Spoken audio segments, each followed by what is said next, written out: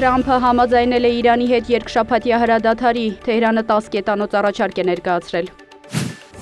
Հայաստանը ողջունում է Միացյալ Նահանգների և Իրանի միջև ձեռքբերված կարևոր որոշումը, Փաշինյան։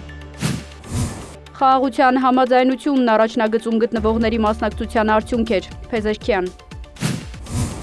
Թրամփը ոսկեդար է խոստացել Մերձավոր Արևելքի համար և հայտարարել, թե Իրանում ուրանի հարստացում չի լինի։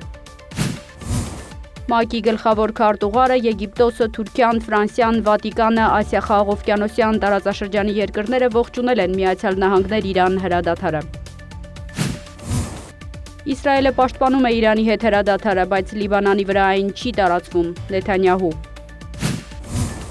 Իրանը և Օմանը կարող են վճար սահմանել Հորմուզի նեղուցով անցնող նավերի համար։